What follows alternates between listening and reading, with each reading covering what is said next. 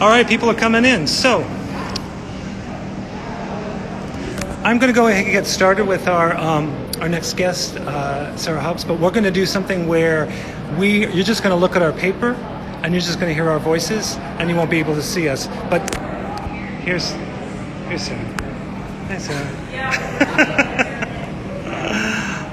All right, we're going to get started. Thanks all for joining. Doodle with me, live from MOCA Tucson.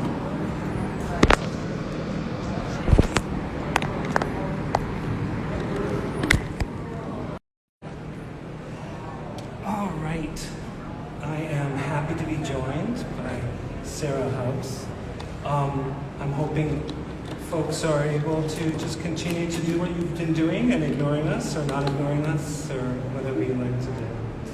This is a very unusual Doodle with me for me. It is a hybrid between being on Instagram Live so that folks in the installation can see the doodling as we do it, and also being with real people in a real space.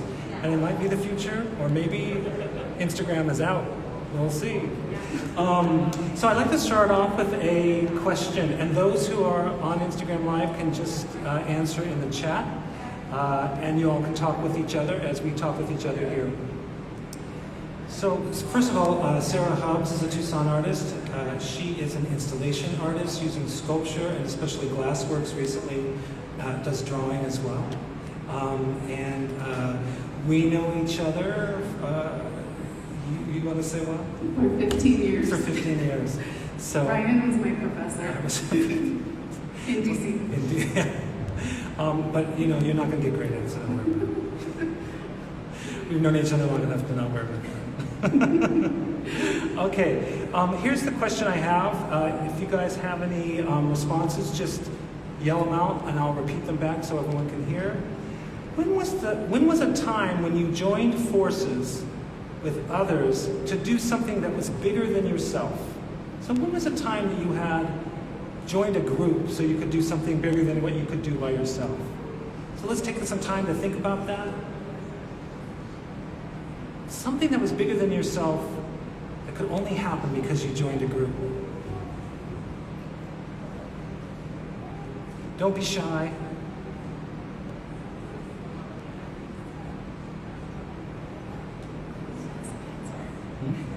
Oh, Cliff?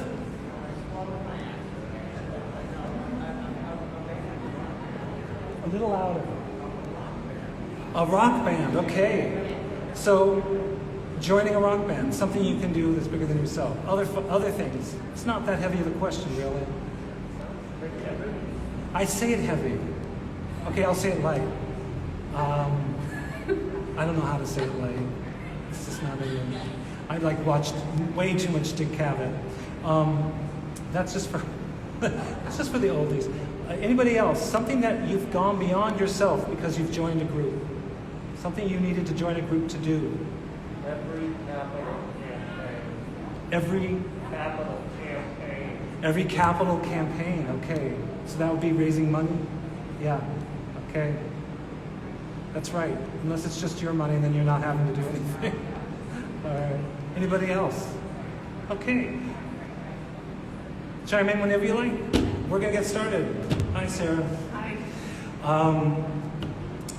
Can you think of something that... Can you think of something that you did that was with a group that allowed you to do something bigger than what you could do as an individual?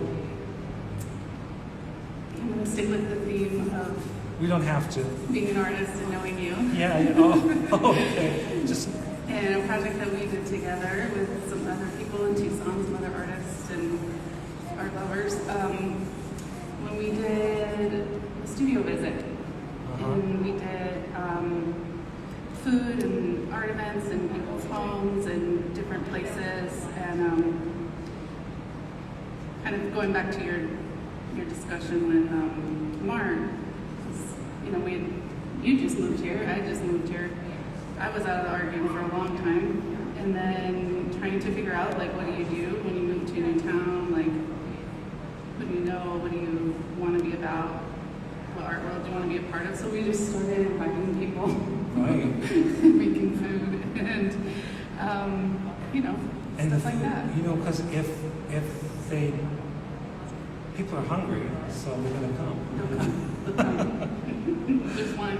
Yeah, and then also too, I mean, we applied, well, you all got a grant for it, which was great, because then it was recognized as not just like a dinner party for artists and a social thing, but also recognized as an artwork in itself, you know, which I thought was a cool thing. Well, yeah, and also, you know, food and drinks cost money, and Yes. we put on like, I think six of them, and that's, you know, it's a lot of, at the end of the day, a lot of effort and a lot of resources, so it was really helpful to have the grant, and then it allowed us to kind of play around with framing our artwork in a different way, and thinking about what can be art, and Yeah. how do you look at it, how do you... Are you talking about by doing group activities? It was kind of, Yeah, well, I mean, like when you apply to a grant, you have to kind of talk about, you know, yeah. in an art way. Yeah, and you do a lot of projects with communities. Like you've got another funding for that. I forgot to mention that when I was introducing you. I mean, I don't know. You don't know? Yes, you do. You kind of do. Sometimes, kind of go in between. I've been during COVID just like really making work on my own, and Yeah. well, not on my own because I make it at the glass work, so I make it with Other lots people. of people, which I Yeah. love about making glass work. It's not a solo thing. But I've been more focused on my own practice. Right. Right. You know, kind of ebbs and flows. It's hard to work with groups. 'Cause you kind of have to give up some parts of your. You kind of have to give up some parts of yourself too. Give up a little bit of the control. The control, yeah. That's a big issue for me when I'm in the studio. Is like kind of giving up enough control for me to still discover new stuff, but then also wanting it to be good. And I have this idea of like what good looks like, and so I want to control things that way, you know. But when you're working with a group of people, so I used to be a performance artist, and I used to work with a group of people, and what was nice about it was a performance group, and it was a bunch of us, and we did installations we kind of lived in and moved around in, kind of movement. It was called dance theater in the 80s.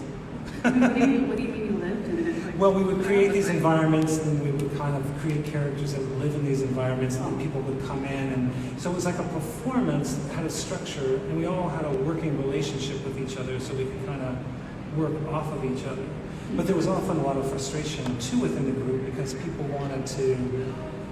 There were things that just didn't work for the group. Like there was a group identity in a way, you know, and like some things just. Otherwise, it would become like a bunch of solo shows, which I think happens in bands too. You know, some members just want to go off and don't enjoy the group process as much, and want to kind of represent themselves. Also, as performance artists, you start to, when you work in a group, you don't get paid as much because you have to split it. So there's that too. You know that you are unable to kind of make a living sometimes, even though the group dynamic is an amazing support system. I mean, I loved that about Studio Visit when we were working that way. I felt really supported by you all, and as someone new coming into Tucson, it was like a chance to meet new people, but also have a safety net of like doing something. Like when you are at a party, do you ever feel like you have to do something to be comfortable, or do you like, I'm fine, I don't have to do anything? I mean, pre-COVID, yes. And now post-COVID, I don't think I care anymore. Like a lot of things I don't care about anymore. Like what? And that feels really good. Yeah. I don't know. There's just stuff that I'm like, yeah, I don't need to go to that, or I don't need to do that, or I don't need to see that person, or it just kind of clarified a lot of things Yeah. for me, and I think I get nervous about, people's perceptions or whatever, Right. saying stupid things all the time. I get nervous about that, but Well, that's why it's weird when I'm on this live podcast. When your voice is being echoed Visual back, podcast. when your voice is being echoed back to yourself like a crazy. My ears are hurting right now. No, you can turn off the mic. No, I'm just kidding. They're not, but It's a weird thing, in some ways, one of the great things that happened with doing performance early in my career was that it gave me confidence in some ways to be someone else a little bit. Like when I first started to sell my work, I wore glasses. It was before I needed them. It's like now it's ridiculous, but I needed glasses, and to kind of go and represent myself to galleries and to people who might be interested in my work. And so I played another character, a little bit of like what we talked about with Mark. Like when I dressed, sometimes I used to, think I was Columbo or Jack Klugman in The Odd Couple, or I was people who I thought were interesting and confident. And these references are basically references to 70s television. So. Well, don't judge me on my outfit right now. It's not very adventurous. No. You're always wearing something nice. When I was little, like that little girl, I was like, fashion was on. And then I think for a while I just tried to like hide myself. And then just, there's so many different outside expectations and whatever. And now that I'm getting older, I'm like, I don't care. Yeah. It's becoming more fun and, more loose, and maybe even coronavirus a little bit. Like when I have my mask and my sunglasses on, I feel like it's a really good feeling to not, just do whatever, Right. be whoever. And also too, when I think a lot of times too, sometimes you have to, and you tell me if I'm wrong and off base on this, but like you're a mom, and I think sometimes as a mother, it's like it's not always like you can't like put on something nice because it's gonna, especially when you have a baby, it may not, you can't wear an evening gown and carry a baby around, right? I mean, I'm sorry, Laura, but do you agree? But I'm just saying, I think what starts to happen is that we start to have to like adjust to life with Yeah, it can go both ways. Yeah. Like you could be really tired and put on different colored shoes or whatever, and then you're like, oh, look how cool you look. But or you're just tired and just what is comfortable, or it kind of goes in and out. And then also you have your kid who, as far as my child is, like it's just constant, like me watching her because she just does what she wants to do, wears what she wants to wear. Do you feel like she inspires you a little bit? Oh yeah, definitely. Not like when she was a little baby. Because There's a lot of diapers, waving around. there's not a lot of diaper, No. there are not a lot of public events you can wear a diaper to. No. How fantastic that in a way. I grew up in Phoenix. I grew up in a diaper and barefoot and Yeah. nothing else. But yeah, now she just has, she goes in and out of whatever she's into, and it's just very unself-conscious. And Yeah. it's interesting though too, watching her become self-conscious about it. And sometimes it's like really sweet, and other times it's really sad in a way and hard. But Does it make you? I'm sorry. I seem to be getting therapeutic here. Sorry. Does it make you think about though? Like because I don't have children, and they haven't been coming out the way I would hope. And it puts a lot of pressure on my art because it's like these are my children, but it's like no, you can't be perfectionist with anything. So, but I guess what I was wondering is, does it make you think a lot about your life when you see your kid growing up? And I imagine it would, like, make you remember things you forgot. yeah, Yeah. I think especially at this age, she's 9. Yeah. I'm just remembering some of the things I did, like at 9 that she's doing, or things that were, she's not being raised with the same things I was raised with. So Like the media, that kind of stuff? Or? media, religion, whatever, so many different things that and so it's interesting to see, and not that it's a one-to-one comparison, but it's really, it's kind of eye-opening. It's a weird, like, I don't know, being a parent's weird because you're like in different time zones all the time, you know, you're like your own time zone, you're like looking forward to your parents, to your kid and back and past, and it's just kind of always shifting, at least, I don't know, for me it is, but that's interesting. Do you ever find that any of that kind of stuff that's happening ends up things? Do you feel like it influences your work in terms of motherhood or? Oh yeah, I think so. I mean, I don't always, like you guys were talking about, I don't think I don't know, thought about not making that a part of it or making it a part of it, like any other aspects of identity. Right.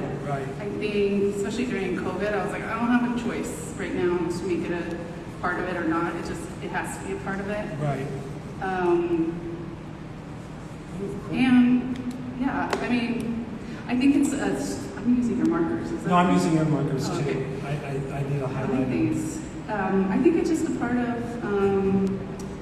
it's another kind of category. It's kind of, you have these sort of overarching themes in art practice, and you can have an offshoot, you can veer in that direction or not, or sometimes or always, and I think that's that's what I tell myself.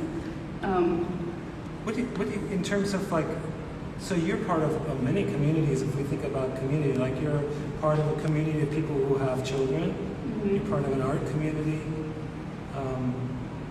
and I'm just kind of curious, which ones did you feel like what communities did you lean on the most during the pandemic? Oh, my mom family community for sure. Like you're just kind of thrust into educating your kid at home. Right. Being there 24/7. Right. Being really frightened at times for their health, and you can care for your own self, but to be responsible for somebody else and something like that and trying to make sense of it is a lot. Yeah. So yeah, definitely. I mean, not so much, not in person, depending on them, but like my sister who has kids. There's people who I got really close to, and like in terms of interaction, I just kept thinking like, okay, kids used to be raised with like their cousins somewhere on a farm or whatever, it should be fine. Like you just need a few people, to really interact with. And I found it so important, like during the pandemic. It's interesting how today's kind of become like how we survive day, like thinking about, no, but it's really, but I mean, not just you, I've just been finding that people are talking about it because there's a sense of like, we've all gone through something really big, and you can't just kind of move on as if like nothing happened. That in fact, things in a very deep way have changed, at least for me. I mean, one of the things was I have moved from place to place for jobs every 3 to 5 years, So it's like moving here and not moving for a job. It was a big thing for me because I moved without my job being my community. I always relied on my job to be my community, and this time I didn't. And then the pandemic happened, and I was like, shit, well, the job I had at the time, I was alone in a ranch in the middle of nowhere with no one else. And basically it was all online. And it was such a strange thing. But what ended up happening, this, Doodle with me happened, I think, started it in January just because I needed to connect with people somehow, and I felt like online was a way to do it. And it's such a weird thing. It feels very Gen Z in a way, or it feels like only if you're on a microphone, only if you're online, only if your image is being seen are you real. I started to fall into that, you know what I'm saying? And I don't mean to say all Gen Z thinks this way, but it is. I'm not Gen Z. I know, and I don't even know if there's such a thing. What is it? They're 12. I don't know. But what I'm saying is that I felt like I was living in a dual reality, like online reality, and then also kind of physically at home with my partner and my cat, Well, and that was it. what I like about with the Doodle with me, and what you did with it, is that most of the stuff that I did online during the pandemic was just like one way, me like sitting and kind of receiving it, and so this is something that I get to do. Yeah. And then you have like this really lovely voice, and you have interesting guests, and it feels I don't know, just feels soothing, and it's just sort of, we all Thank you for the commercial. Soothed. I know. Well, Soothed right now. I think, I did go out and buy a magazine at a Walgreens about Bob Ross, Bob Ross. And I was thinking like there was something to Bob Ross, like he didn't change the world, but he certainly, I'm a big fan that like, you need to take care of yourself and relax when bad things are happening. Like, when I got out of grad school and I had no job and I was living with my folks, I was like taking naps all the time. It was my only way to deal with things. So yes, that was depression. But there's other things, like there's like needing to rest, needing to figure, like allowing my body, allowing life to just kind of take the lead a little bit and go, okay, if my brain is rested, if my body's rested, I'll figure this out, I don't have to be urgent, I don't have to be running around. And so I think that Doodle with me was a little bit about that, and feeling forced to be urgently productive all the time as a way of like having value. Like if I'm not busy, then no one's gonna think that I'm busy enough to hire me. If I'm not running around doing 100 things, then like, what is my life about? And I was like, wow, my life is about like just being here and enjoying what's around me. Yeah, it's a way too just of processing it all, because I think it's like impossible to do it at the moment. That's why we're all kind of feeling different ways now, because there's a little lull where you can kind of feel stuff, and just, I don't know. Yeah, no, I think so. I think there's also kind of like an emotional reality that takes time and words can't describe and you can't fix right away. And, and I think, I feel like that the world is going through some changes that they're still processing. Like doodling is for me a way that like your unconscious can come up. And during times where things are feeling like we don't know what's happening, or structures are falling apart for good and for bad, then it's like, all those messages from our imagination, from, our fantasies kind of comes forward, and maybe it's a time to listen to that, So I guess that's a little bit about what would it mean to be part of a community where folks just imagine things together and then try to make them real. I mean, I guess that's what a startup is, right? That made it less fun. But, I mean, it's an interesting thing, how do we reinvent society so next time a pandemic happens, we got it, we can figure out, first of all, how not to have one, and also what priorities are, or, I don't know. I'm kind of just talking off the top of my head.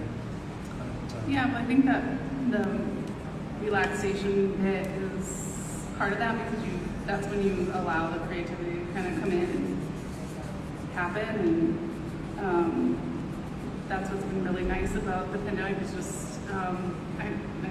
sorry, that's nice. Weird. That's yeah, not, it is that's really not what I meant to say, but it does show you how desperate people were for some time just off. to like slow down and to not be like, Yeah. I need to do this and blah, and or just also like, I think just to keep going and going and going, you're kind of like hitting your head up against the wall, and maybe you're not being the most creative and the most open, that you can be. I wasn't, for sure. I had like 5 jobs, I had 2 classes, I was director of a nonprofit. I worked at a museum that we're in right now. I had 2 classes at Pima College. I was like driving back and forth to so many different locations that the only time I could eat was like McDonald's or Taco Bell or in the car. And I was like, that was my best life. I'm not complaining. I kind of liked it because it kept me so busy, but like, why did I need to be that busy? Well, don't you think moving from DC and New York to kind of like made you feel that way? Like you're like, oh, I gotta be doing it. I gotta be doing it. And I'm moving to Tucson and I gotta be doing it. Right. Right. Yeah. I agree. And I think it's an interesting thing now to you can live in a way where you don't have to. You can prioritize, you know, and that can be really. That can be really empowering because, especially when I'm ending up making things now more than consuming things. I mean, I like to eat. I'm not saying I don't like to eat. But what I'm saying is like, and yeah, I do watch a lot of Drag Race. I can. But I try not to consume as much media. I try not to be on my phone all the time. And because I feel like some of the messages when I'm on my phone or I'm looking at media is to work, to grind, like grind culture, you know? Like be competitive or buy this face cream. I mean, all this stuff is stuff that people were talking about 60s, 70s, you know? This is just like people going, just the decision, this either works for me or it doesn't work for me. Yes, maybe a face cream could really work for me, but... Have you ever tried one? I have recently tried. Well, no, you know, I'm not going to say anything because I'm not being sponsored. But if I were sponsored, I would say there is a nice block that I finally found that worked for me. I'm going for your green over here. So, one of the things that's nice too about Doodle with me is that we can model kind of like downtime. Like this makes me feel productive, but at the same time, I'm doing it for free and for myself. You know? So that's kind of cool. Do you feel like that? Did you do a lot of cooking during the pandemic? Yeah, I did. You know, there was a lot of downtime to fill. And I don't know, I'm kind of like, ever since I lived on the East Coast and I was raised over here and there was like, you know, we were in Hurricane Sandy and all these different things, like I kind of went overboard with planning and stuff. So I was like, what can I make out of this frozen item and this thing in the cupboard? And I kind of got into that, and you know, my daughter did too. Oh, cool. But yeah, and then there was just times where it was like, I can't do anything. I don't know why I'm so tired. I don't know what I'm doing. I just need to not cook anything right now. Yeah. And drink. And drink. You know, people have talked about having pandemic dreams. Did you have any pandemic dreams? Yeah, I did, but I just had like a lot of insomnia. Oh, really? That came on during that time, and I would listen to like, you know, like little stories and stuff to go to bed, or like classical Spanish guitar music. Oh, nice! Just did the trick. That's a good one. I was doing the fake rainstorms. Yeah, stuff like that. Like yeah. Which is ridiculous because it rains here, you know. So. Well, it has been. It's been raining good, but our rainstorms can be meditative, but they can be really, really loud and crazy. And amazing. It was hard. I had to find the right rainstorm. There were some rainstorms that were just like gentle rain, but those were like, no, I need a little harder. This sounds sexual. Sorry. A little, I need a little harder. And then there was ones where you could hear like a fire and a rainstorm, and sometimes the fire would have like crackling, sparks kind of. Oh, we're at 6:11. What would we like to say to our audience tonight? Just to like to thank everyone for coming by. But also too, is there any parting things that you'd like to say? Oh my gosh, pressure. Everybody's still doodling. Everyone is still doodling. This is the thing. Keep doodling. This is like, when I was a kid, my parents would have parties, like get the kids to bed. My folks are probably online right now, and hopefully they'll correct me in the comments if I get this wrong. But kids are in bed, and then I can still hear the party sounds outside as I was going to sleep. That is the best way to fall asleep. So basically, we are the party signs for the rest of them to sleep. Yes, now we're going to do an ASMR. You could do it. You have the voice. You could do it. You could do it. Did you know the woman who does the ASMR pickle eating? She like eats pickles. She opens up the jar. Pickles are my favorite food on this planet. I cannot tell you. It's good. They're probiotic. I find they really change my That's why I love mood. them. Must Like be. if I'm depressed, I'll eat a pickle. I feel much better. Me too. So on that note, we just want to thank everybody who's come today. Thank you very much, Sarah. I really enjoyed Thank you. that. It was fun to be silly and to talk about everything. We talked about everything. And thank you all for coming, and thank you, MOCA Tucson, and thank you, everybody, for letting this happen. We went over 10 minutes. I feel terrible. You can always charge me for that, MOCA. And thank you all in the Instagram studio audience. We couldn't do this without imagining you listening to us, even if you're not listening to us. And hopefully you are drawing, and hopefully you're throwing away your drawings immediately afterwards, because we are all about being as unproductive as possible here. I'm gonna throw this away. Yes. You can't buy this. Yeah. All right. Thanks all. See you next Friday. I'll have Paula Stutman with me. And 6 p.m. And thank you again, MOCA. And everybody here.